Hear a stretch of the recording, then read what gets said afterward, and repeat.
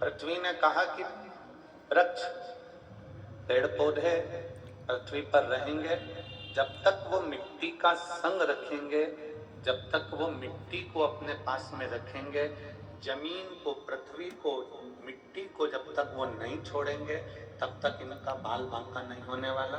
ये सूखेंगे नहीं, ये मरेंगे। अब वायु से पूछा, तुम पक्षी को रख सकते हो, परिंदे को रख सकते हो? तो कहा, जब तक वायु में परिंदा है, पक्षी है, तब तक मैं उनका बाल बांका नहीं होने दूंगा। जलचर के लिए जल ने कह दिया, वृक्षों के लिए पृथ्वी ने कह दिया, पक्षियों के लिए वायु ने कह दिया, पशुओं के लिए जंगल ने कह दिया। अब आई बारी केवल एक मनुष्य,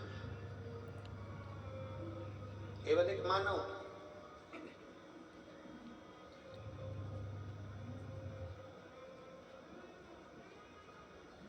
और मानव को देखकर स्वयं देवताओं ने पूछा ब्रह्मा जी से कि इन मनुष्य को कौन रखेगा, इनको कौन साधेगा? ब्रह्मा जी से पूछा, क्या तुम इन मनुष्यों को, इन मानवों को साध सकते हो?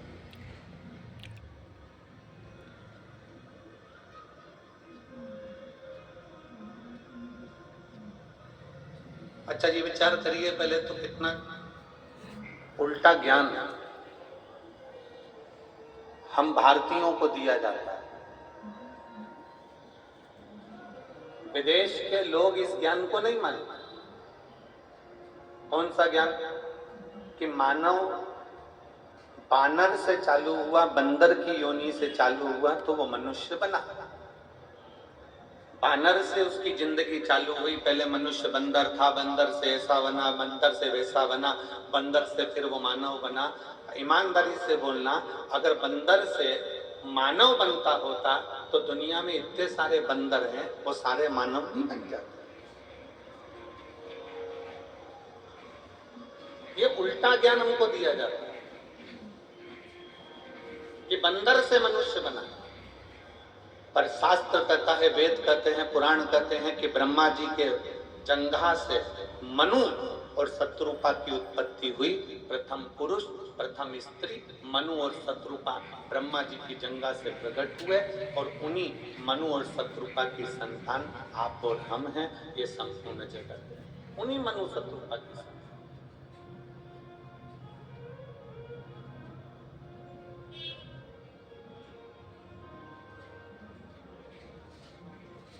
और ज्ञान क्या दिया गया? कहा क्या गया कि आप और हम बानर से पैदा हुए, बंदर की योनि थी, बंदर से मनुष्य बनते चले गए, मानव बनते चले गए। अरे भाई, अगर बानर से मानव बने होते तो इतने बंदर संसार में ना रहते, फिर वो भी मानव बन जाते। केवल सनातन धर्म की लेखनी को दबाने के लिए लोगों ने अपनी लेखनी को प्रकट किया।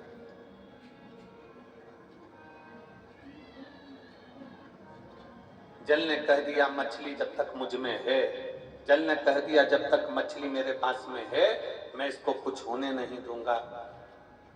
मिट्टी ने कह दिया कि जब तक वृक्ष मेरे से जुड़ा है मैं इसको कुछ होने नहीं दूंगा। अब बारी आई मनुष्य की। ब्रह्मा जी से पूछा, इन मनुष्य को आप रख सकते हो? ब्रह्मा जी ने मना कर दिया। भगवान नारायण से पूछा, नारायण ने भी कुछ कहा। तब भगवान शंकर से कहा कि इस ब्रह्मा ब्रह्म लोक में रहेंगे, भगवान विष्णु वैकुंठ लोक में रहेंगे, और रहेंगे तो केवल मृत्यु लोक में शंकर भगवान। अब इन मनुष्यों को संभालेगा कौन?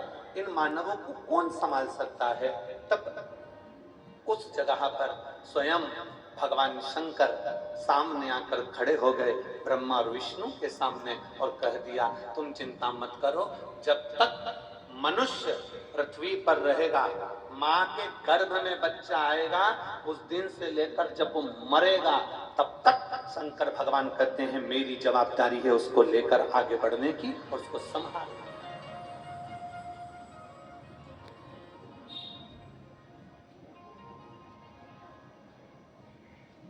शिव कह रहे हैं कि ये मेरी जवाबदारी है, शंकर भगवान कह रहे हैं ये मेरी जवाबदारी,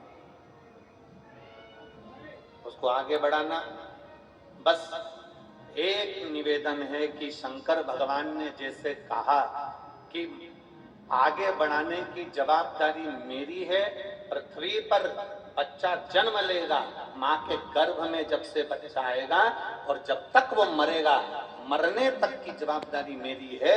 जन्म नहीं हुआ उससे पहले मैं माँ के स्तनों में दूध दे दूंगा, उसके भरण पोषण की व्यवस्था मैं कर दूंगा। सारी व्यवस्था करने के बाद अंत समय में भी अगर उसको कोई अग्नि नहीं देगा, अंत समय में भी उसको कोई लकड़ी नहीं देगा, अंत समय में भी अगर उसके प्राण छूटने के बाद उसको कोई अग्नि नहीं देगा, लकड़ी नहीं देगा, उसकी चिता को यदि कोई आग ना लगाएगा, तो यहाँ शास्त्र कहता है, शंकर भगवान ने कहा कि उसके जन्म से लेकर मरण तक की व्यवस्था मेरी रहेगी।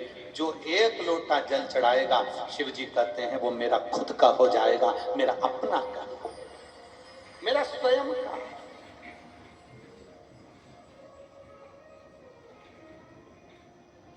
और मैंने तेरे ही भरोसे बाबा, तेरे ही भरोसे हवा बिच उड़ती जावांगी बाबा, डोर हथो छठी नावे कटी जावांगी। भोले मैं तेरी शंभो मैं तेरी हवा बिच उड़ती जावांगी बाबा, डोर हथो छठी नावे कटी जावांगी।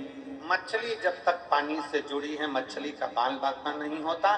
वृक्ष जब तक मिट्टी से जुड़ा है, वो वृक्ष का बाल बांका नहीं होता, पौधे का बाल बांका नहीं होता।